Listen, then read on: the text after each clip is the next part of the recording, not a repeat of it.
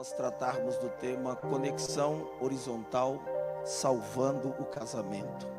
Vamos tratar desse tema hoje e eu queria que você então dissesse esse tema comigo: conexão horizontal, salvando o casamento.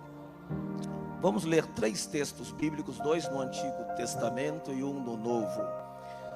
Os 2 do Antigo estão no último livro do Antigo Testamento, Malaquias. Malaquias tem 4 capítulos, nós vamos ler o segundo e depois o último. No segundo capítulo nós vamos ler os versos 14, 15 e 16. Eu vou pedir que você acompanhe a leitura, que diz assim: e perguntais por quê? Porque o Senhor foi testemunha da aliança entre ti e a mulher da tua mocidade, com a qual fostes desleal, sendo ela tua companheira e a mulher da tua aliança. Não fez o Senhor mesmo havendo nele não pouco espírito, e porque somente já que lhe sobejava espírito, é que ele buscava uma descendência que prometera, uma descendência piedosa, uma descendência da promessa. Portanto, cuidai de vós e ninguém seja infiel para com a mulher da sua mocidade, porque o Senhor Deus de Israel diz que odeia o divórcio e também aquele que cobre de violência suas vestes, diz o Senhor dos exércitos. Portanto, cuidai de vós mesmos e não sejais infiéis. No 4º capítulo, ele entra num assunto de conexão entre pais e filhos e diz assim nos versículos 5 e 6: eis que eu vos enviarei o profeta Eliahu, Navi, ou o profeta Elias, antes que venha o grande e terrível dia do Senhor. E ele converterá o coração dos pais ao coração dos filhos, e converterá o coração dos filhos ao coração dos seus pais, para que eu não venha e fira a terra com maldição. Vamos ler no Novo Testamento, Colossenses capítulo 1, é uma carta que Paulo escreve à igreja que estava na cidade de Colossos, no 1º capítulo e o versículo 20.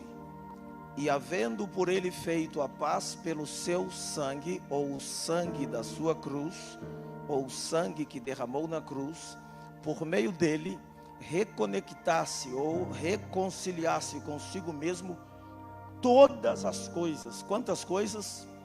Tanto as que estão na terra, nessa dimensão, como as que estão no Hashamaim, nos céus, na região celestial. Põe a sua mão assim no coração, vamos fazer uma oração. Diga comigo: Pai, fale ao meu coração, edifica-me pela tua palavra, me reconecta, Senhor, completamente contigo, com a minha família, com as pessoas à minha volta. Senhor, ajuda-me a praticar a tua palavra, que ela me alcance, pois quando me alcança, me promove, me edifica, me transforma e me abençoa. Em nome de Jesus Cristo, eu faço essa oração. Quantos dizem amém? Para a palavra do nosso Deus lida esta noite, dê o melhor aplauso que você puder. Não, o melhor que você puder.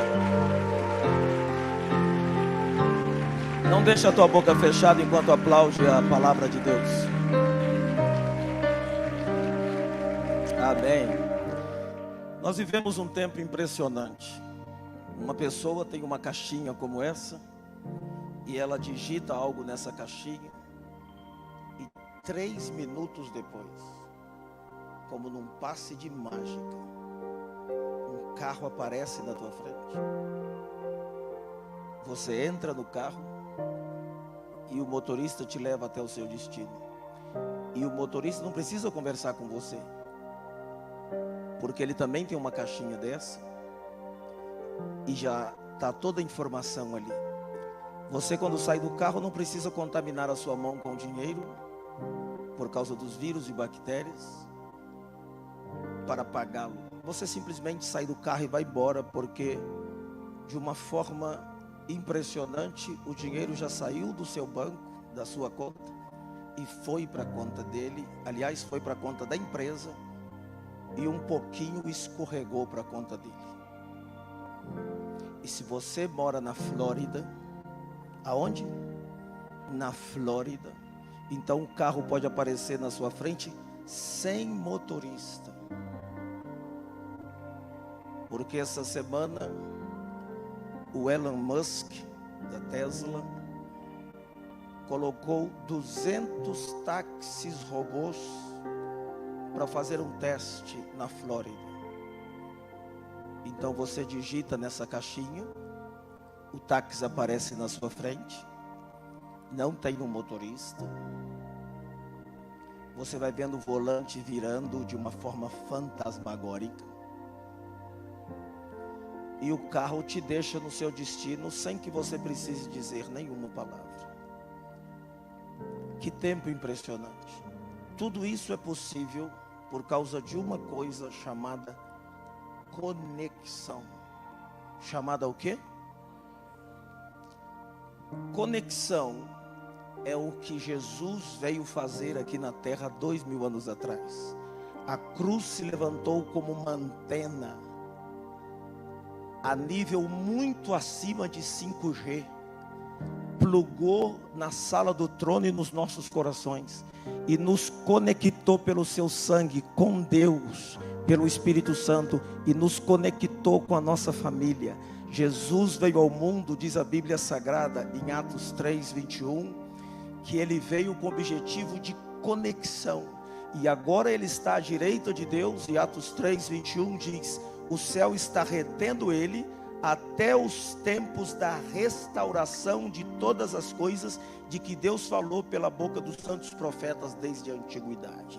Então o objetivo de Jesus vir a este mundo foi restabelecer a conexão que havia caído. Quantos de vocês já tiveram a experiência de estar fazendo algo, um trabalho, algo importante, e na hora que você mais precisava a conexão caiu e você ficou com muita raiva? Levanta a mão. Pois é. A nossa conexão com Deus também caiu desde o momento em que o homem pecou contra Deus. Porque quando o homem pecou contra Deus, o homem se desconectou de Deus e também nos desconectamos uns dos outros.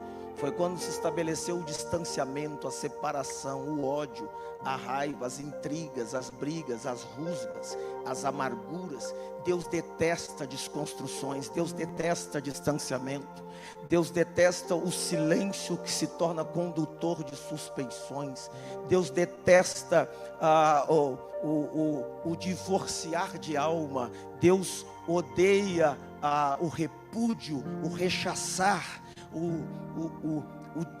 a quebra das conexões. Deus odeia isso, tanto que enviou Jesus para nos reconectar primeiro com Ele e depois uns com os outros, e converteu o coração de pais aos filhos, de filhos aos pais, de marido com mulher, e reconectar todas as coisas. Porque quando Deus fez este universo, tudo era certo, tudo funcionava de maneira perfeita, tudo era organizado.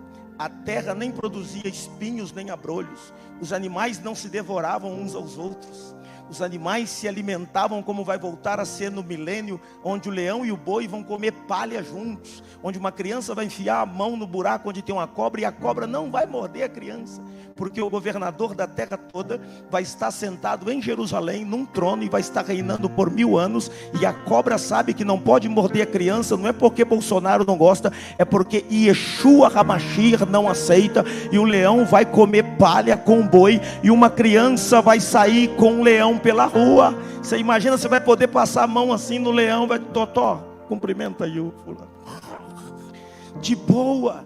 O milênio aponta para esse tempo de reajuste, de reconexão, onde tudo vai funcionar bem. Para uma coisa funcionar em alto nível, Em alto padrão, depende de uma conexão muito alta. 1G não basta, 2Gs não basta, 3Gs não basta, 4G não basta. Agora estão falando em 5G, pois Deus tem uma conexão muito mais poderosa, feita pelo sangue de Jesus, onde Ele liga o seu coração com Ele. Não venha para esse ajuntamento e saia desconectado, não. Em algum momento nessa reunião, o vestido de Jesus vai passar perto de você assim, ó. Você vai sentir, toca nele. Aí Ele vai dizer: eu senti que de mim saiu virtude, porque alguém me tocou. Ele hoje quer esbarrar em você. Ele quer tocar no teu bolso, nas tuas finanças. Ele quer tocar em teu coração e ajustar e harmonizar os seus sentimentos. Ele quer tocar nas relações interpessoais. Eu não sei se você está me entendendo o que Ele veio fazer aqui. Jesus é o mestre da reconexão. Quando a nossa conexão caiu com Deus e com o próximo, não adianta chamar uma empresa de internet. Deus mandou o seu próprio Filho para resolver a queda da conexão, e o sangue dele hoje à noite nos liga com os céus e uns com os outros, e o casal se une, e os filhos se ligam aos pais, e a família é reajustada, e o céu se planta na sua casa. Se isso tem a ver com você, eu vou te dar, veja bem, se não tem nada a ver com você, os próximos 12 segundos você vai ficar quietinho, mas se tem a ver com você, eu vou te dar 12 segundos para você se expressar.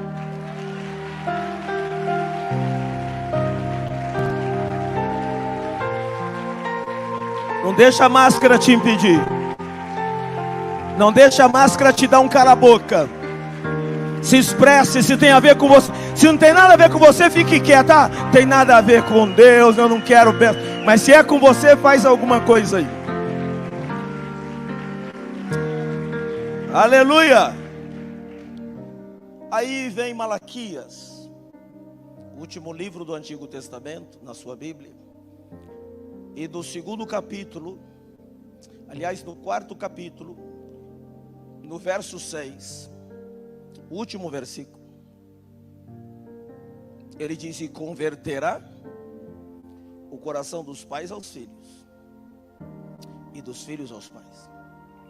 E aí quando você lê isso, você se pergunta: mas esta unção maravilhosa que viria nos últimos dias, chamada unção de Elias, que Jesus falou em Mateus 17, versículos 12 e 13, que já veio, desde que João Batista começou a pregar, Jesus disse: ele era o Elias. Essa unção já chegou, já é chegada a voz do reino dos céus, já é chegado o tempo da reconexão. Então a gente se pergunta: por que então ele só fala de pais e filhos? Por que não fala de marido e mulher? Se é algo tão necessário, e muitas vezes frustram os filhos por causa da relação quebrada entre os pais. Por que ele não fala isso no 4º capítulo? Porque ele já tinha resolvido isso no capítulo 2. Porque no capítulo 2 ele já tinha falado sobre a deslealdade e a necessidade de fazer aliança. Aí Jesus é anunciado por João Batista, e Jesus começa a pregar a senha para a reconexão. Eu já ensinei a vocês, tem uma senha para reconectar com Deus e com os céus, e essa senha se chama arrependimento. Toda vez que nós nos arrependemos, nós acessamos a senha para nos reconectarmos no mundo espiritual com essas 3 palavrinhas mágicas: eu estava errado, me perdoe e eu amo você. A conexão do casal então é uma luta pelo lar. A conexão do casal é uma luta pelo lar. Jesus, quando nos conecta com Deus, Ele também nos conecta uns com os outros. Porque a cruz não tem só uma trave vertical, ela também tem a sua horizontalidade. E a cruz então nos fala de conexão também entre marido e mulher. E aí tem 2 palavrinhas que eu quero que você grave no coração para entender tudo que vai ouvir hoje: medo e vergonha. O medo e a vergonha. Quais são as 2 palavras? O medo e a vergonha. Essas 2 coisas são usadas como instrumentos do maligno para bloquear as conexões, quando nós não sabemos lidar com elas. Vou fazer algumas perguntas para as mulheres hoje. Não precisa responder para ninguém, só pense com você. Você já passou horas e horas conversando com seu marido sem que ele dissesse uma única palavra? Você já ficou sem dormir, muito irritada, depois de uma longa discussão que não deu em nada? Você já perseguiu o seu marido pela casa, falando para tentar resolver algum problema entre os dois e não conseguiu? Deixa eu fazer umas perguntas para os homens. Você já desejou ter um controle remoto nas mãos que fizesse você desaparecer assim que a sua mulher dissesse essas palavras: acho que a gente precisa conversar?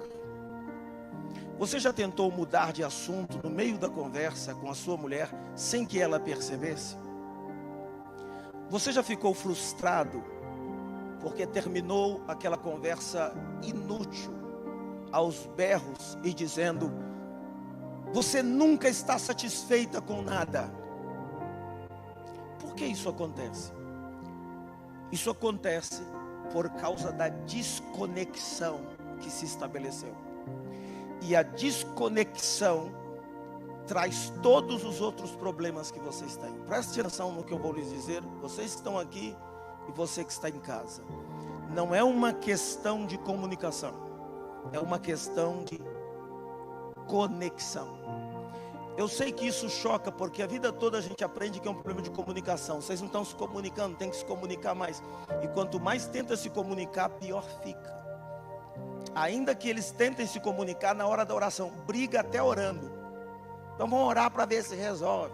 Senhor, dá vergonha na cara dessa mulher.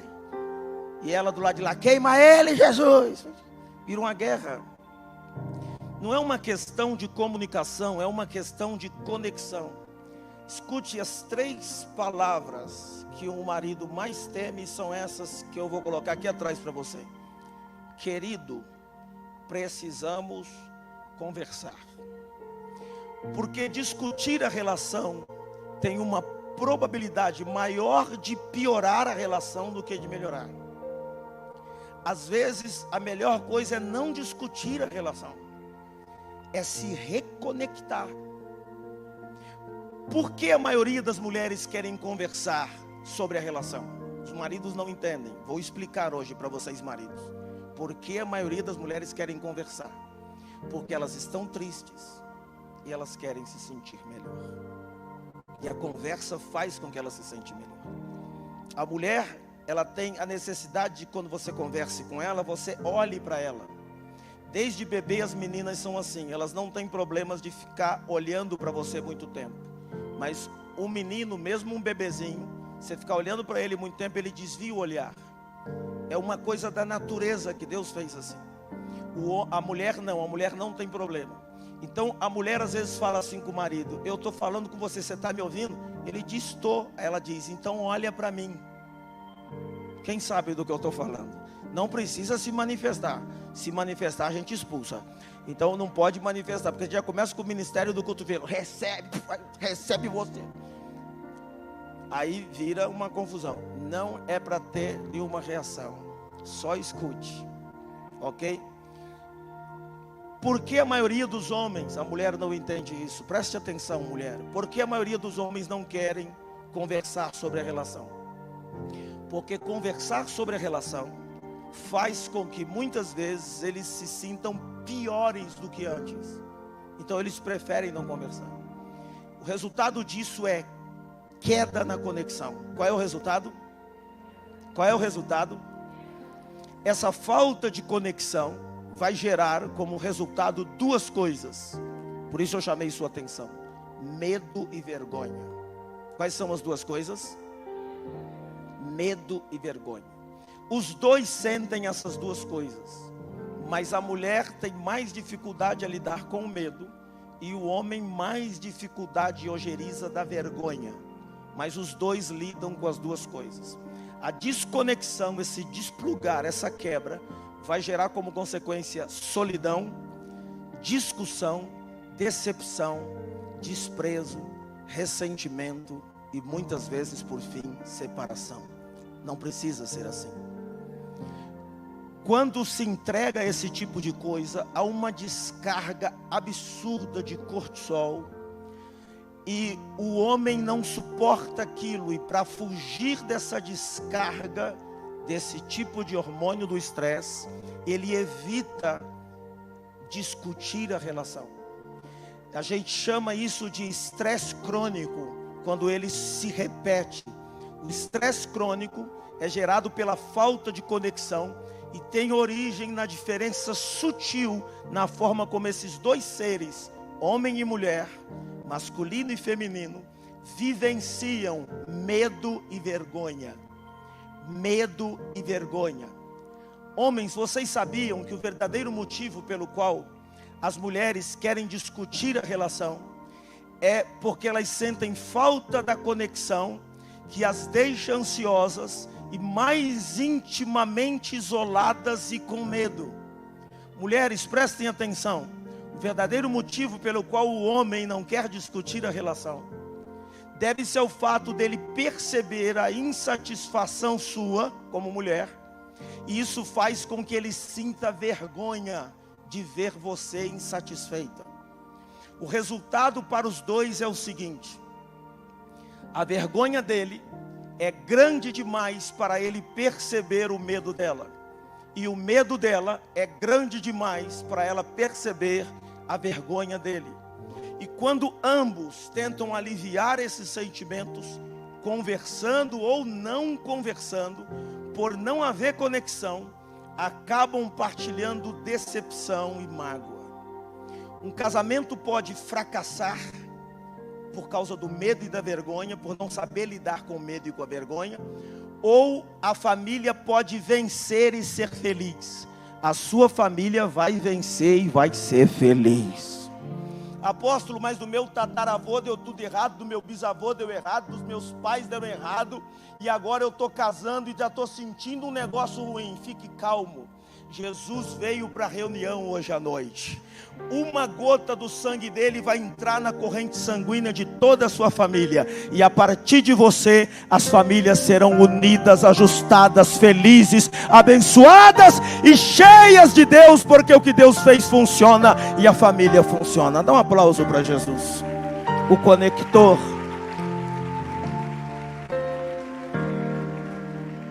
Quando um casamento fracassa, fracasso se não aprenderem a lidar com o medo e a vergonha, porque o resultado vai ser afastamento. Quando um casamento tem sucesso, quando eles entendem os pontos fracos e fortes um do outro e aprendem a lidar com eles numa perspectiva nova, preste atenção nisso, e buscam a ajuda na face de Deus. Se eu busco a ajuda de quem planejou o casamento, o meu casamento vai ser restaurado.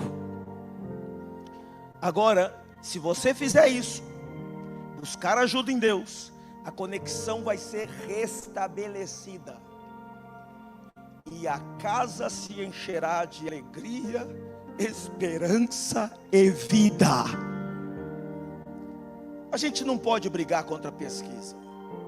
Só quem briga com os números, só quem ousa brigar com estatísticas, são as grandes mídias quando têm interesses ativistas. Eles são capazes de ver 3 milhões de pessoas na Avenida Paulista e dizer que isso não é nada. Eles são capazes de ver milhares de pessoas em Brasília e dizer que isso não é nada. Eles são capazes. Mas via de regra, não se briga com números. Os números são frios e eles não negociam. As estatísticas, elas são quando são estabelecidas, a única coisa que a gente pode fazer é admiti-las. E pesquisa revelou, você vai se pasmar agora,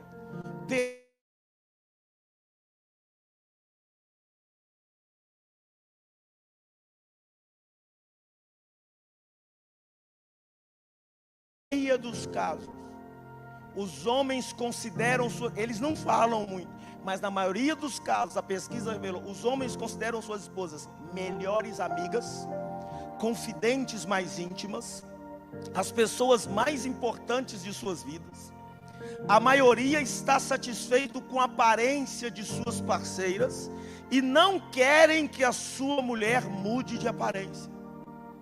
Você que fica na crise, que ele casou com você do jeito que você é. Ah, mas meu pé é muito grande. E ele olhou e falou: que pezão, quer casar comigo? Ele gosta de você. Ah, mas eu tenho meu dedo mínimo, tu faz uma curva assim para ele. Eu falei, que curvinha bonita. Ele casou com você. Então não importa se é alta, baixa, magérrima, obesa, morena, negra, branca. Não, ele gosta de você. Quando ele casou com você, ele quis você. A não ser que você seja a filha do Silvio Santos e você acha que ele casou por interesse financeiro. Mas, na verdade, a pesquisa mostrou que os homens estão satisfeitos. Só que a mulher não se arruma para o homem, a mulher se arruma para outra mulher, né? Você sabe disso. As mulheres se arrumam para as amigas. Você já viu que um homem passa, o outro nem viu que o cara passou. Uma mulher passa, a outra olha. De cima e embaixo. Sabe tudo que a outra está vestindo. Então as mulheres se arrumam assim. E as mulheres têm essa coisa de viver em grupo. Quando elas vão ao banheiro, elas vão em equipe. Fala, vamos ao banheiro, vamos amiga, vamos, vai tudo junto. Vamos ali comigo, ela vai. Agora um homem chamou o outro para ir no banheiro, e o outro já olha e fala, está me estranhando? Vai, depois eu vou. Então são distintos. E é muito interessante que a pesquisa revelou a importância da saúde mental e física mais para o homem do que para a mulher. Olha que interessante.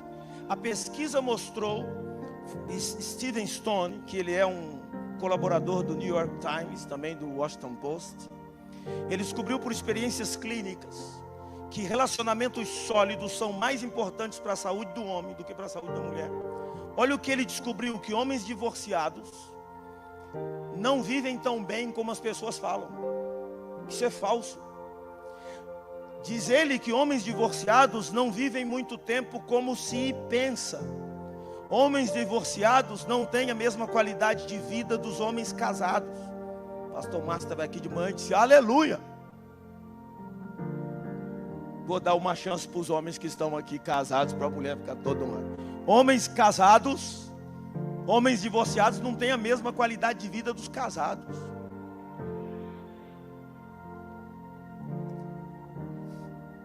Vocês fingem bem, ou foi sério? Homens divorciados têm uma tendência bem maior ao alcoolismo. Homens divorciados têm uma tendência maior ao suicídio, a doenças físicas e mentais.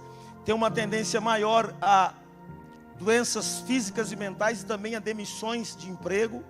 Escute isso, a bater de carro e a causar acidentes.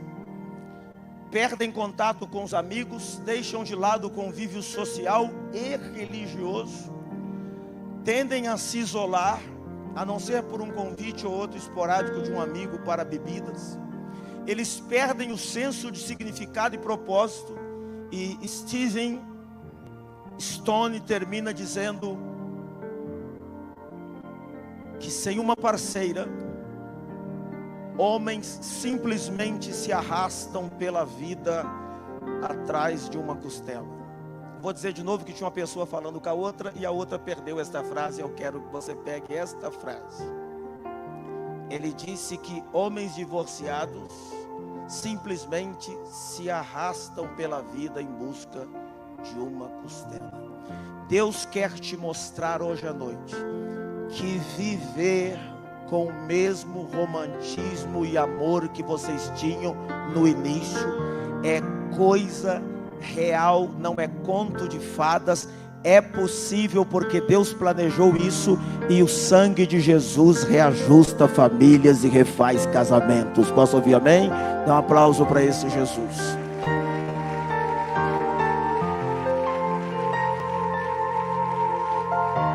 Mais do que ficar casados para sempre, Deus quer que sejamos felizes para sempre no casamento. O vinho novo pode ir se renovando e no final ainda ficar melhor. Jesus deixou isso claro. O problema a ser resolvido é conexão. Qual é o problema? Porque 80% dos divorciados dizem que simplesmente foram se afastando. E isso é desnecessário. Mais do que a falta de comunicação, o problema era a falta de conexão. Então escutem isso com atenção.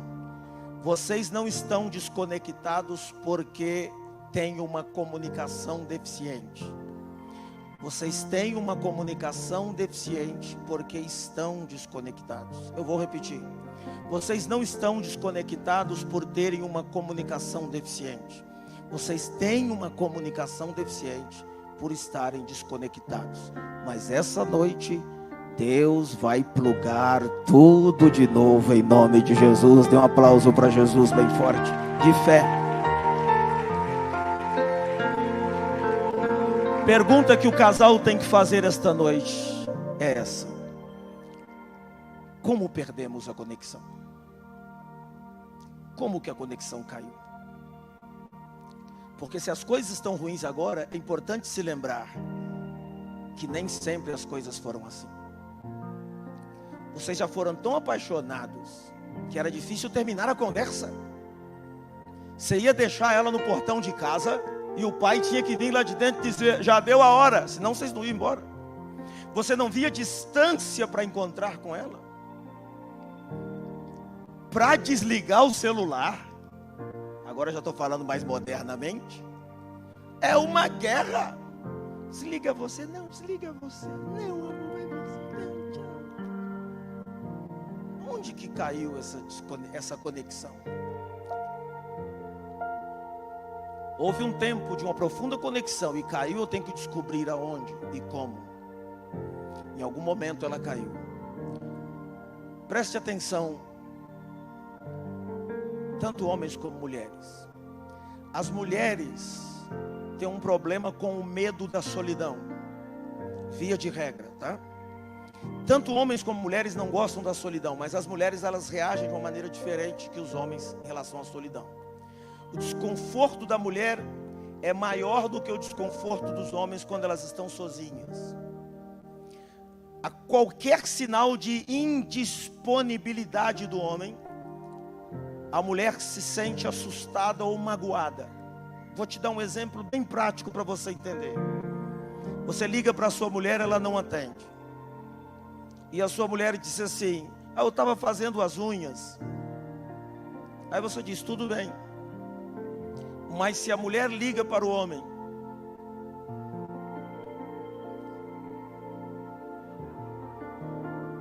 e chama 5 vezes, quando ele atende, a primeira pergunta dela é: por que demorou tanto? A mulher tem uma dificuldade de lidar com essa questão de não encontrar disponibilidade. É da natureza. O homem tem um problema com a vergonha e a inadequação. Guarde esta palavra. Dói no homem se sentir envergonhado ou inadequado. Homens têm dificuldade de entender o medo da mulher e a mágoa da mulher, porque o medo dela provoca vergonha nele. Quando a mulher sente medo, os homens pensam: você não deveria ter medo, porque eu estou aqui para te proteger. Ele acha que tem a ver com ele. Os homens, por reagirem diferente das mulheres ao medo, não conseguem compreender as preocupações femininas. Ele encobre a vergonha dele de que maneira? Com irritação, com impaciência e com raiva. E cada vez que a mulher tenta fazer algo para modificar isso e para melhorar isso, o que ele recebe é como se ela estivesse dizendo para ele: você é inadequado, você está falhando e não está cumprindo as minhas expectativas. Agora, tanto o medo da solidão feminina como a vergonha da inadequação masculina estão sempre camuflados. Você não vê facilmente. Por isso você não vai ouvir homens dizendo: eu sinto vergonha, querido, quando você fica com medo do modo como eu dirijo. Você dificilmente vai ouvir uma mulher dizer: sabe por que eu quero comprar aquela bolsa da marca tal? É para diminuir o meu medo de privação. O homem acha que é outra coisa, que inclusive é uma vingança contra ele. Homens têm dificuldade de pedir ajuda. A vergonha é tão dolorosa para homens que eles farão de tudo para evitá-la. E aí farão de tudo para não pedir ajuda. As mulheres que estão me ouvindo sabem muito bem que muitas vezes tiveram que marcar dentista e médico para os seus maridos. Homens deixam de ir ao médico não é porque tem medo. Homens, até porque eles não podem se dar ao luxo do medo. Homens deixam de ir ao médico porque subconscientemente eles se sentem desconfortáveis com a ideia de pedir ajuda. Por isso, eles preferem ficar perdidos dirigindo numa cidade estranha, ao pararem um carro num lugar e perguntar aonde estão e admitir que estão perdidos. Se você quiser destruir um homem, você usa frases como: você é um covarde, um fracassado, um traste, um mosca morta, uma barata tonta, e outras coisas mais que vocês conhecem. Ou ainda, se você falar do seu órgão genital, você vai destruir. O que recebe de volta é agressividade como forma de defesa, que para aliviar a dor da vergonha, da inadequação, ele expressa. A vergonha da mulher sempre vai levar para o lado do medo de: se eu fracassar, ninguém mais vai me ajudar a amar, reconfortar. Já no caso do homem, a vergonha está sempre relacionada com a adequação. Então ele começa a pensar: se eu fracassar, eu não vou conseguir ajudar, eu não vou conseguir amar, eu não vou conseguir dar conforto à minha família. Quando a mulher fracassa no trabalho, ela chega em casa e ela quer proximidade, aconchego, acolhimento. O homem, quando fracassa no trabalho, provavelmente ou ele vai brigar, ou ele vai buscar se afastar e vai querer ficar só. A mulher geralmente teme ferimento, isolamento e privação. Homens normalmente temem fracasso, inadequação e decadência. Veja que eu disse geralmente. Tudo isso aqui é uma ideia geral. Um exemplo do carro, uma experiência do carro.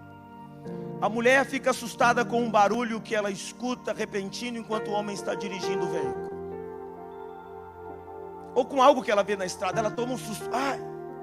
O homem interpreta a reação involuntária dela como uma crítica ao modo como ele está dirigindo.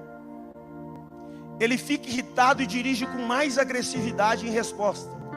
Ela se mostra mais nervosa, eles discutem, cada um achando que o outro é insensível, que o outro não tem consideração e que o outro é imaturo.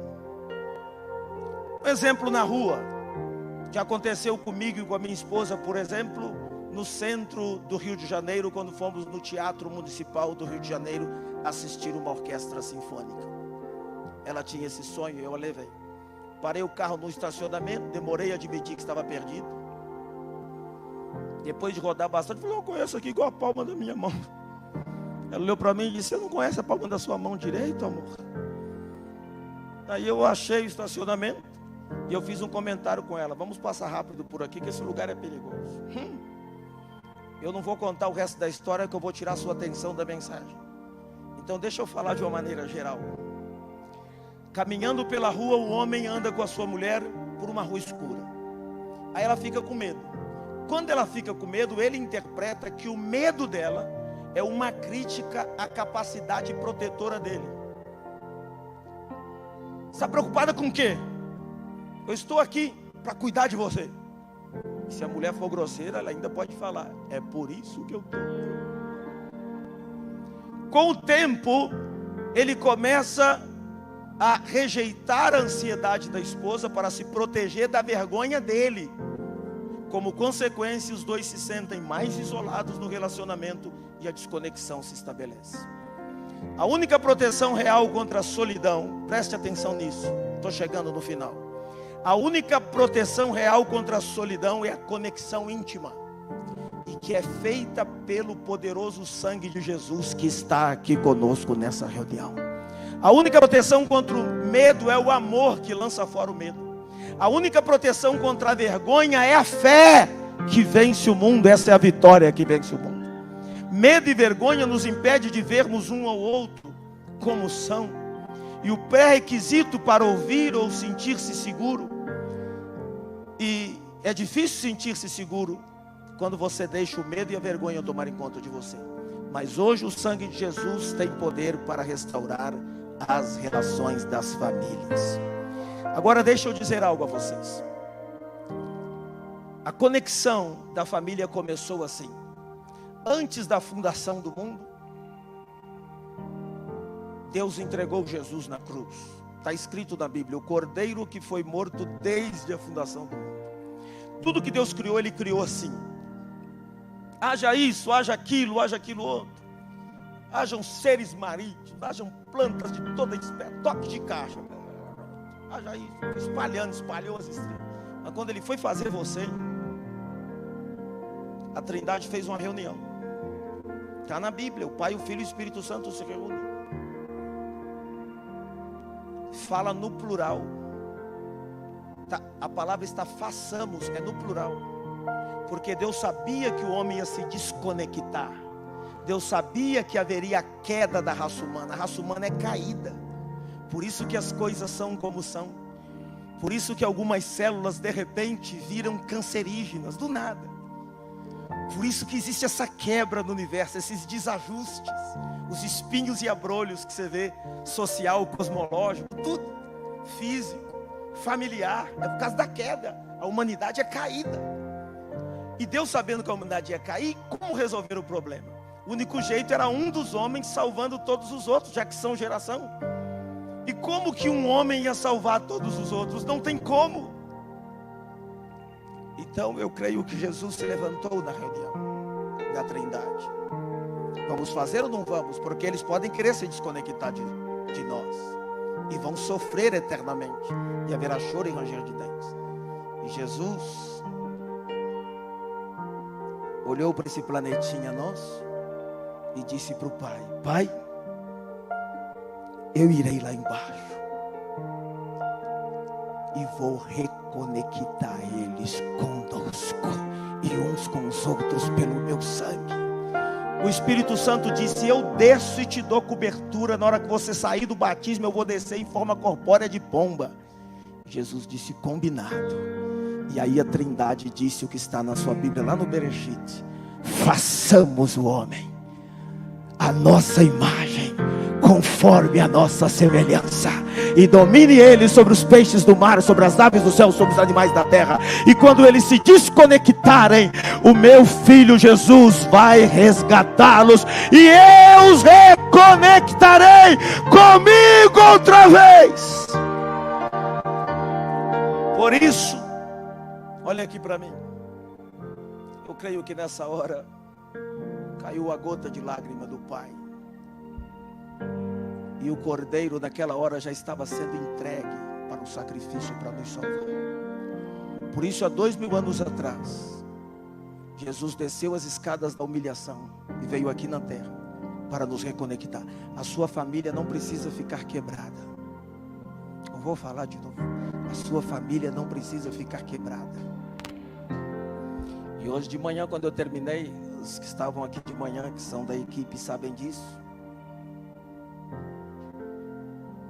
Eu pedi que os pastores me cercassem aqui. Você vai ouvir o que eu vou falar.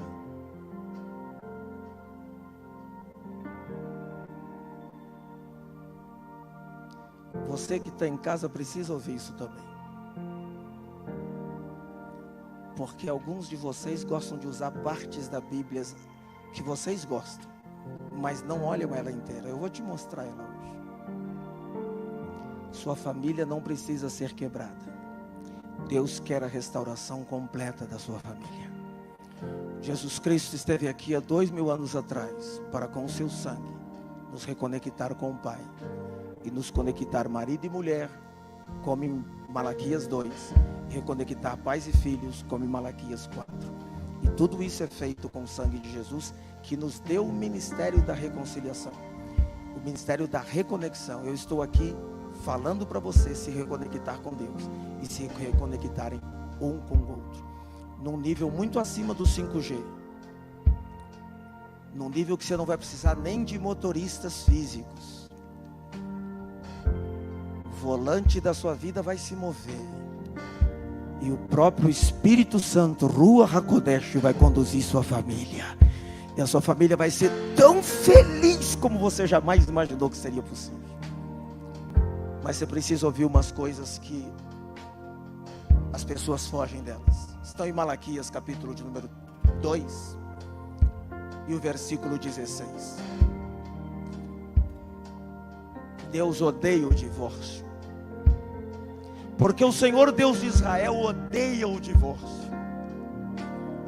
E homens adoram dizer isso para as mulheres, que Deus odeia o divórcio. Lá na tua igreja não te ensinaram isso não? Ensinaram. Deus odeia o divórcio, está aqui.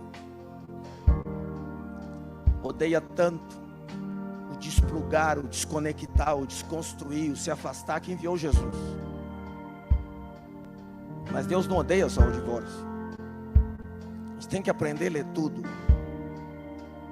Está dizendo no versículo 14 e 15 que Deus odeia o divórcio, mas Ele também odeia a deslealdade, Ele também odeia a infidelidade, Ele também odeia a ser vergonhice.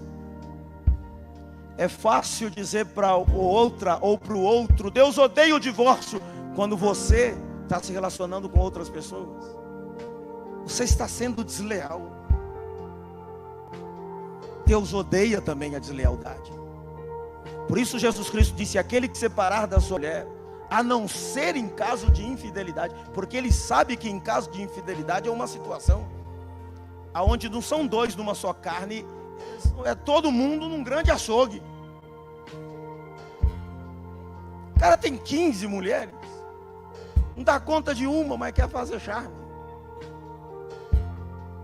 Qualquer mulher que casa, mas continuar casado, tem que ser homem.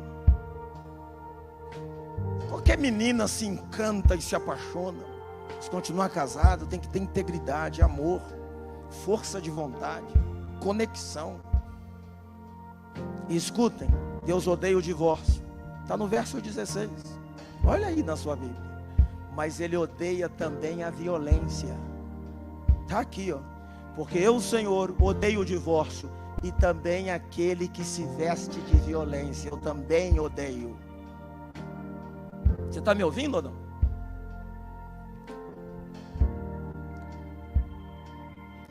Se o teu marido bate em você, fuja dele.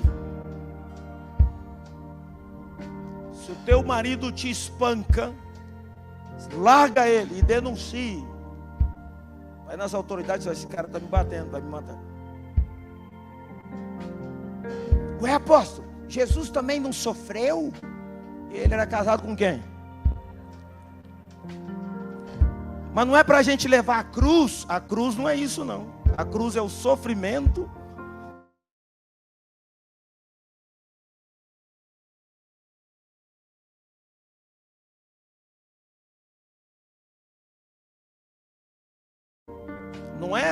Não é por ser uma pessoa violenta. Você não pode bater na sua mulher.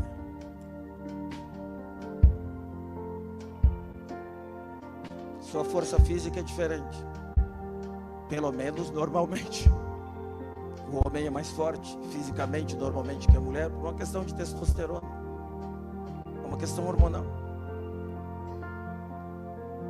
Então tá ruim, vai dar uma volta na rua e volta. Vem aqui para a igreja, tá aberta a semana toda, bota a cara aqui, bate a cabeça aqui no altar.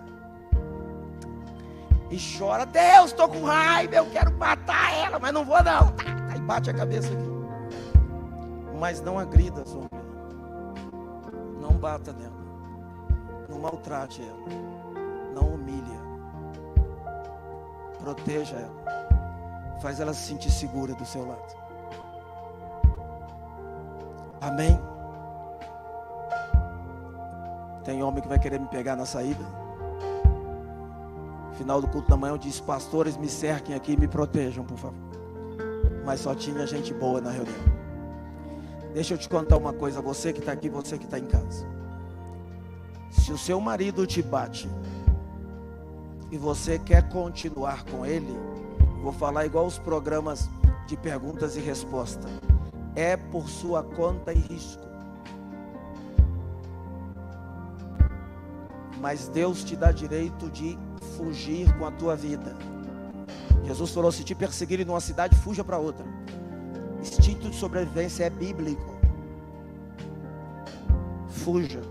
Você não tem que odiar, mas não tem que perdoar, apóstolo. Perdoar é uma coisa, ter que conviver apanhando é outra. Está ouvindo ou não? Vocês estão me ouvindo?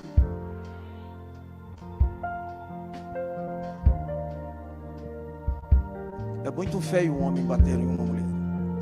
É horroroso. É claro, apanhar também é horroroso. Vamos, seu apóstolo, estou separando que eu não aguento mais apanhar. Meu filho, foge dela. Também tem.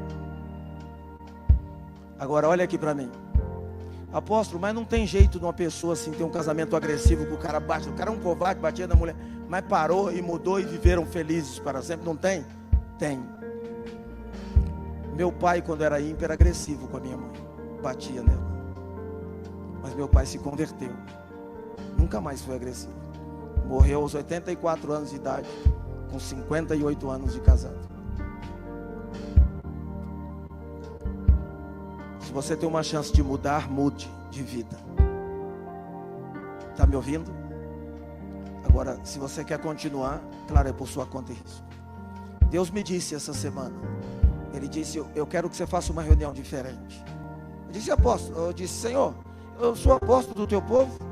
Quer dizer, eu sou um emissário apenas, só tenho que transmitir o que o Senhor manda. O Senhor mandar, eu falo. Mas eu quero dizer para o Senhor, a gente quer orientar Deus, né? Quero dizer para o Senhor que tem muita gente que não é casada. Deus disse: eu sei. A gente às vezes ora pensando que está informando a Deus, né? Senhor, a irmã Maria está internada. O que você acha que Deus diz? É mesmo, meu filho? Em qual hospital? A gente não informa a Deus, a gente ora na verdade para se expressar. E Deus falou: eu sei, meu filho, mas os que não estão casados hoje vão se casar amanhã. E Deus disse para mim: e eles vão ter famílias abençoadas e conectadas. Conectadas. Ai, mas dos meus avós deu tudo errado, meus pais, mas a sua vai dar certo. Vamos ficar em pé em nome do Senhor Jesus. E eu quero chamar aqui à frente. Eu quero fazer a mesma pergunta que eu fiz de manhã. Fiquem todos em pé. Quem aqui é casado? Levante as mãos. Quantos homens casados tem aqui? Faz assim. Quantos homens casados que a sua esposa está aqui no auditório? Faz assim. Ok. Pegue a mão da sua esposa aí, com muito carinho. Tem gente que diz: ih, já fazia tempo. Está tão desacostumado, fala: está suando. Pega a mão da sua esposa.